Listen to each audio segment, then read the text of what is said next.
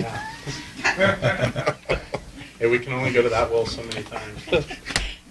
And then I think I had provided just kind of a quick definition that I'm sure will get changed at LCB, but just for something for intent. Real time would include live streaming or still images updated more frequently than once per day, calendar day. Is everyone all right with that as a starting point? To send back to LCD so they know what our intent is? Yeah. Live streaming or images updated more than once per day? Once per calendar day.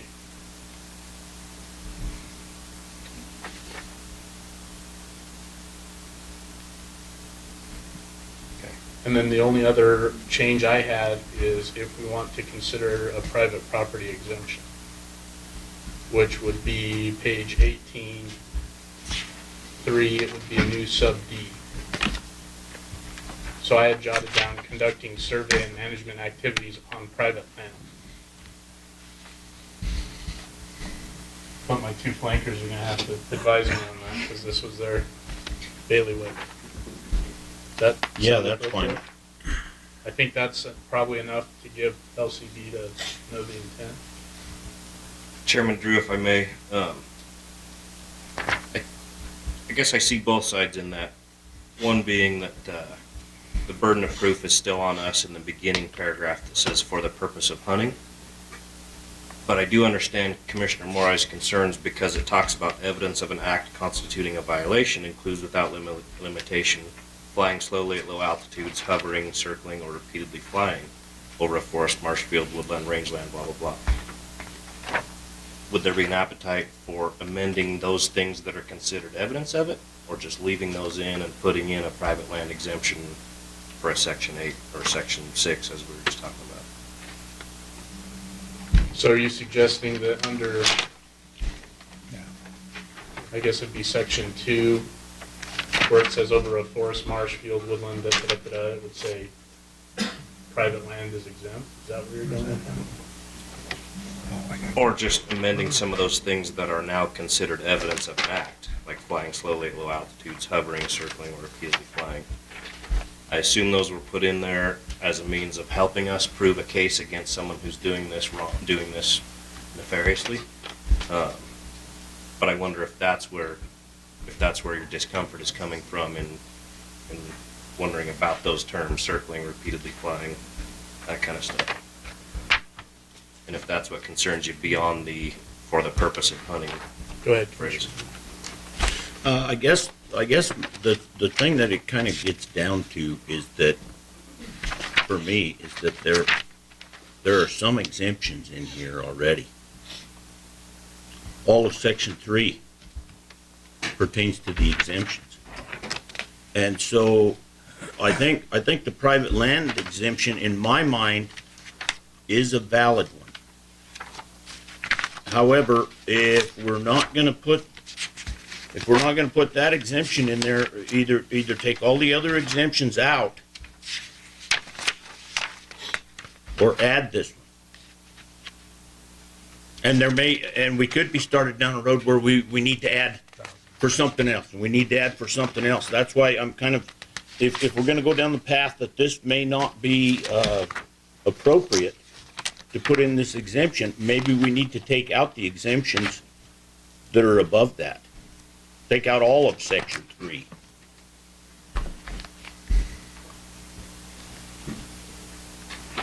Mr. Chairman. Commissioner McNeil. Okay, so I'm still trying to articulate some of my thoughts on it. From an enforcement standpoint, I guess in my mind, maybe I defaulted there, maybe it's totally irrelevant, but I'm going to throw it out there anyway. And if you have a private property owner, Pete, flying a drone for his business purposes. For the record, I would love to see this. It's not going to get very far anyway, but it's, yeah. We know he's going to crash the first. We know he's going to crash the first few that he tries, but it's all good. So I'm really having a hard time articulating. But if we have the way that it's written now, then you come out there and you have concerns that, or law enforcement has a concern that Pete is violating the flying during a hunting season. You're gonna run him through a process where you're asking questions and you're taking a look whether you're gonna cite or not. To me, that seems, so you got Pete on one side, and then you got, bad guy on the other, where you're gonna run them through the same process. And at some point, you're gonna make a determination on both of them, whether you're gonna issue a citation or not. Okay, based on what you have here, which has no exemptions for what Pete's doing, but you're gonna come in there and you're gonna use this other stuff up here, circling, hovering, what's he really doing? What was he really doing? On the other hand, let's say that we build in a private party exemption, and Pete's out there flying, and you come out and you say, hey, something's going on, we're concerned that you might be violating the no-fly stuff here. And you're gonna run through it, and Pete says, well, there's an exemption built in specifically for me, okay? You're gonna go through an evaluation, and it seems that the burden of proof went way up on you because of that new exemption now. Now with Pete, it's no problem, but now let's look at the bad guy. He's gonna say, well, and we've got, and you know what I'm talking about, in northern Washoe in particular, okay? You have these barely connected big chunks of property up there where we've had issues in the past, and I'm probably sure there's some of it down in Lincoln County. They're all over the place, I'm sure. And they're gonna be traveling from one piece of property to another, and they're gonna be going over stuff that they don't own. And they're gonna say, I'm out there doing stuff on my private property, and you got an exemption in here for me, okay? It just seems like the burden of proof is way more difficult for you at that point in time because there's a specific exemption built in there. And it, maybe it doesn't protect Pete as much, but he's got a good story to tell you. If we include the exemption, it seems like it protects those bad guys more. That's just where I'm at on it. That's just kind of my thought on it. I don't know if that's. I have a real sinking suspicion based on what happened with the next regulation when you get to that LCB is gonna tell us we don't need that language, What language? that exemption language. But So then I'm for pulling the rest of the exemption language out. understood. Yeah, I understand. I understand your argument on that. I see that. I get it. So either way, it's going to LCB, I'm thinking, for rewrite or update. So we can add it and get their opinion, or we can leave it out. Or we can strike everything. One possible short-term solution of having our cake and eating it too, if I may, Chairman Drew, is that we could wordsmith a private land exemption to add in and then ask LCB, are we better off with all these exemptions or none of them? Have our cake, eat it too, let them decide? Brilliant, and we've solved two problems, because we know what our field tour is gonna be in Elko in June. I'll buy the drone. I shouldn't commit to that, because you'll hold me to it. We could teleconference the tour. Okay, I think sending, at least asking them that question would make sense, because I think we're probably somewhere in the realm of substantial rewrite that they're gonna have to look at anyway. Yeah. Is everyone comfortable with that? Okay, so the language I had, just so we have something to come out with, is a additional sub B under new 3, section 3, that reads conducting survey and management activities on private land. Does that generally capture the intent of what we're going for? Right? Everyone okay with that? For the time being? Yes, I was just wondering, should we say, again, I know it's redundant, but non-hunting survey and, management of the private owner's land, or just to be very clear, I think that's getting at what Commissioner McNinch, I know it's part of the element, when you go into the law, it has to be for hunting purposes anyways, but we have to, I guess for a law enforcement official, you could look at what they were doing, and if it's related to hunting, I guess, I'm trying to just figure out, what you were saying, surveys and management of land? Surveys of, Survey and management activity, and that's just something I Management had jotted down. right, because you would be surveying your personal property, right? You wouldn't be serving wildlife. Possibly would. I guess that's why I'm trying to disentangle.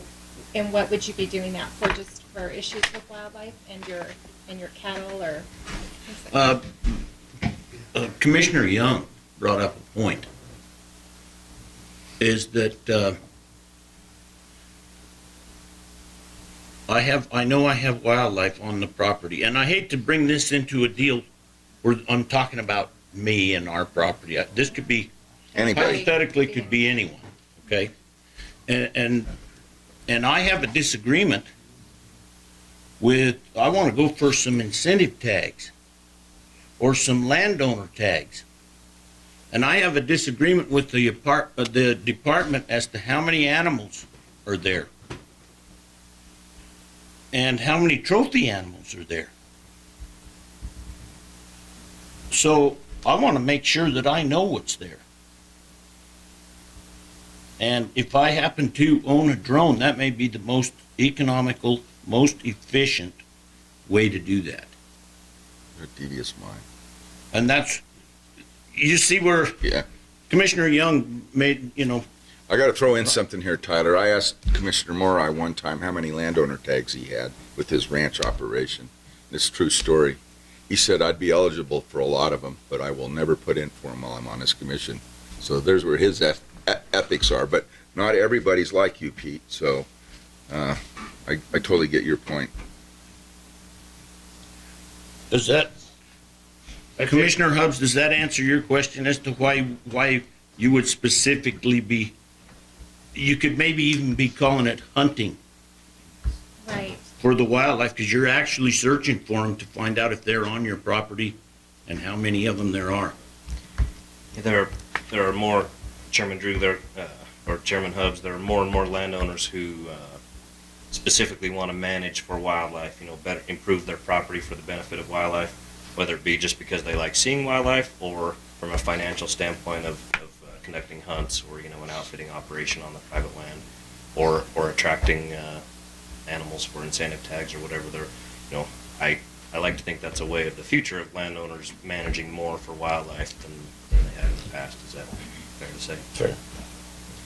Yeah, that's clear, and I understand a little bit more, so I guess the next question is that contrary to the regulations? And if not, then we don't need to worry about it. If it runs contrary to what we're trying to propose, then maybe we should consider something else. My guess is we'll probably receive some direction back in terms of whether or not that's contradictory. Just because knowing LCB's been pretty clear with us on their feedback on additional items, so that's part of their job in drafting. So I see this, Chairman Drew, is saying to mirror the language in the other exemptions, a private landowner or his agent conducting management activities or surveys on private land, Right? private agricultural land, or private land? It's private land. Private land. Okay. I think I got it. Okay. Did we miss anything? Okay. My guess is there's the potential we may not see this in May, given the time frames. I'm assuming this will take a little bit longer than the caliber size stuff, because that was pretty black and white changes. This would be a little bigger. But it's hard to predict. Sometimes they turn them around quickly for us. So are we comfortable kind of with what we did last time in terms of putting it on as for possible action, knowing that we don't necessarily have to take action next time? I think the clarifications are going to be there for us, so. Okay. All right. Anything else on that item? All right, we'll close item 20D.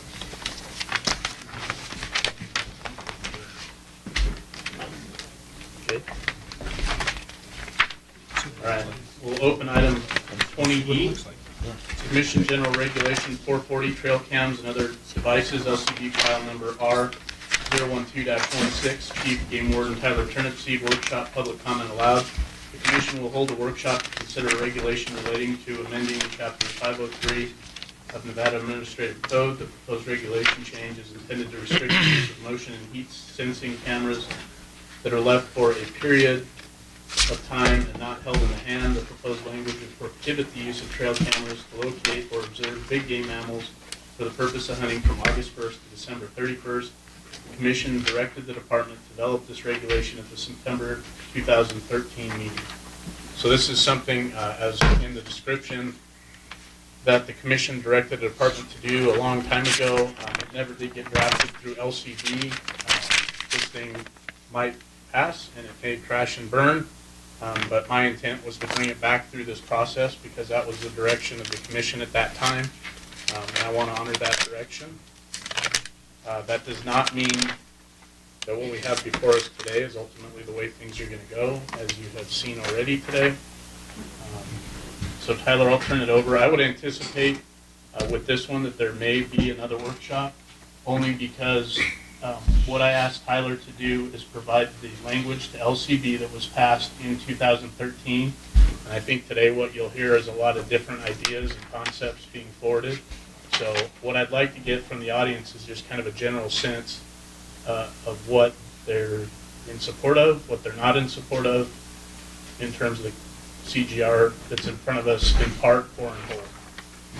So with that, Tyler. Thank you, Chairman Drew, members of the commission. I'm glad we got those earlier, easier ones out of the way, so we can deal with this one. Yeah, a little bit of history. As Chairman Drew said, I think this was initially brought up probably somewhere in the neighborhood of 2010 as a result of some direction, I think, from a couple cabs, and Corey may correct me if I'm wrong, but I think Lincoln and Douglas initially brought it up 6 years ago or so. There were a couple drafts drawn up way back when, looked at again in 2012, again in 2013. Jeremy's direction, to his credit, would be okay. This was never really given its full day in the public process, so whether it crashes and burns like Pete's drone, or whether it succeeds, or whether it gets fully amended, let's give it its shot, its day in the public, essentially.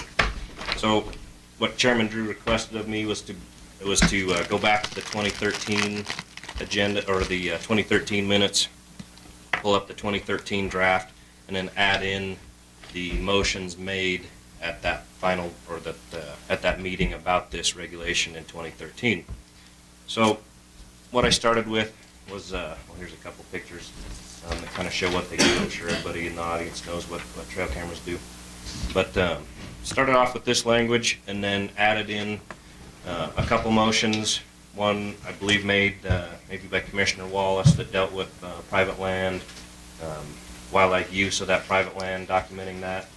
Another motion, I believe, made by Commissioner Macbeth about not placing a camera within 200 yards of a water source. Added some of that in, sent it off to LCB.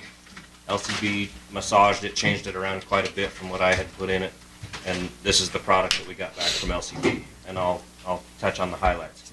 A person shall not, for the purpose of hunting, locate or observe, or assist another person to locate or observe any big game mammal. You'll recognize that language just came straight out of the aerial hunting regulation, or aerial scouting. During the period beginning August 1 and ending December 31 of each year, the use of a trail camera. And then it goes on to sort of just define the trail camera. It says, including without limitation any device that is not held or manually operated by a person and that is used to capture images or video using a heat or motion detector to trigger the device. Sort of lays the groundwork. Subsection 2 is that motion from Commissioner Macbeth. Person shall not place any device described in subsection 1 within 200 feet of a spring, a water hole, or, this definition provided by LCB, an artificial basin which is used by wildlife and collects or is designated and constructed to collect water. I put guzzler. LCB described that probably a little more in depth than the word guzzler. I think I called it a human-made water development. There's been some question that I'll get into later as to whether subsection 2 should be a part of section 1 or its own standalone section. I'll describe why in a minute. Section 3, evidence of an act constituting a violation of this section includes without limitation any image or video of a big game mammal captured by any device described in subsection 1 that is A, stored on the device, or B, been transferred to a viewing device at another location. That little distinction, I'm sure, will come up in public discussion. A lot of people draw the line of what's acceptable and what's not between a camera that stores images in its memory or on an SD card versus a camera that transmits images to your smartphone sitting at home in your lazy boy. Section 4 talks about the exemptions. You're probably noticing several similarities to the aerial regulation. Provisions of this section do not apply to a person who is acting within the scope of his or her official duties and who is A, an employee or authorized agent of the state, B, an employee of a municipal or county government of the state, or C, an employee of the federal government. The motions, some more of the motions that were made in 2013, as I said, one of them was a private landowner documenting wildlife use on private land. Another one was a conservation organization documenting the use of water developments, because I know NBU and Fraternity of Desert Bighorn were pretty vocal back in 2013 about, we use cameras to either improve the design of our drinker when we watch wildlife drink out of it, improve the design of our fencing when we watch wildlife cross through it, or monitor water levels, etc., or just document the use of water development. So the non-government organizations were pretty vocal about adding that in. When we got it back from LCB, a couple of those exemptions have been taken out.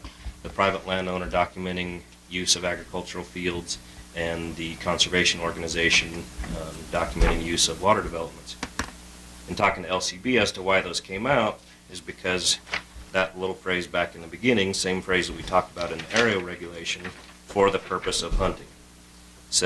He explained that for the purpose of hunting already exempts a private landowner documenting use of a hay field and a non-government organization documenting use of a water development they may have built or monitoring or improving. So that's the language that we're using to start with as a framework. I mentioned Section 2. That's the portion about not placing a camera within 200 feet of a water hole. Several people have asked me, said, okay, that's its own standalone section. So does that mean that's year-round, or does that fall under the sideboards put in subsection 1, August 1st through December 31st, and for the purposes of hunting? In my mind, it's its own standalone section, so I take that to mean year-round and not just for the use of hunting. In talking to LCB, they said, oh, no, I think that does fall under section 1 with the season dates and the for the purpose of hunting. But I think if we wanted to keep that language going forward, we would want to clarify, is section 2 subject to the sideboards put out in section 1, or is that its own standalone portion? As you can guess, this has been pretty controversial. We've had a ton of input from the public, both at the cab level and from general public, writing in, calling in, beating me up about it personally, all that sort of stuff. I'm okay with that, but a lot of those discussions, I'm sure you guys have read some of the correspondence too, some of those discussions talk about a transmitting camera versus a memory storing camera. Both in 2013 and now with the 200 feet rule, there's been some discussion about, is that going to encourage people to build funnels and wings coming off of a guzzler or a spring, just like a trapper would do, to funnel animals past a camera at 200 feet. That's been some of the discussion. There's been some discussion as to the authorities of this board that I'll try to summarize.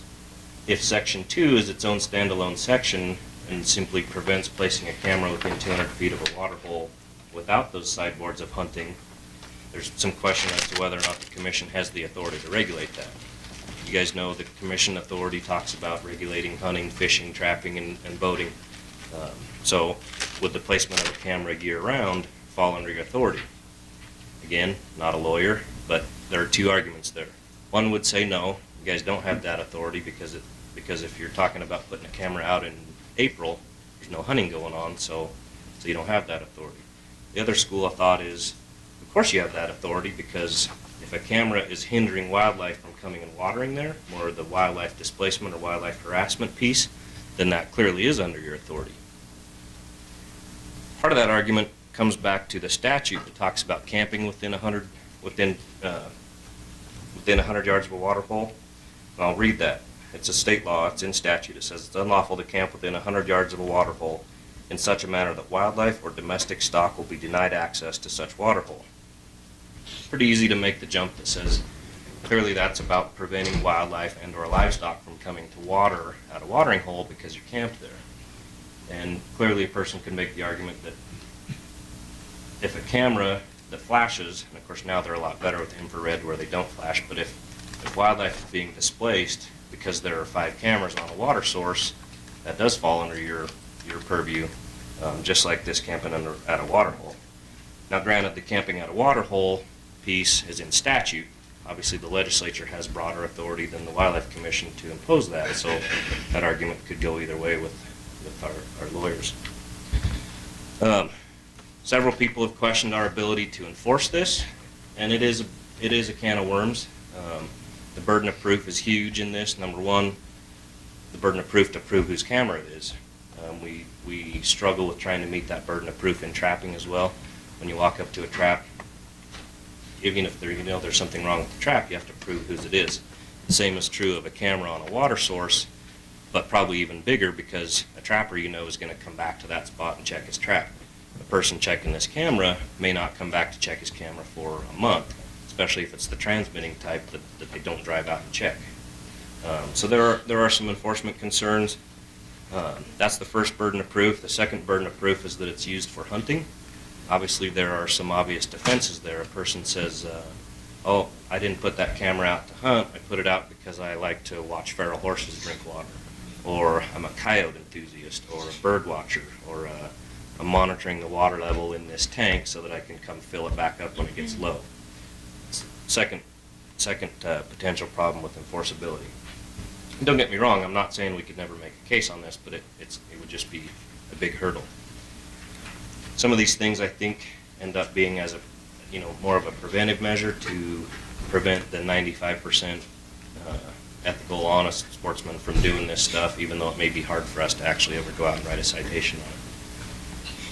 Sort of informally polling some of our field wardens as to how we could make this more enforceable.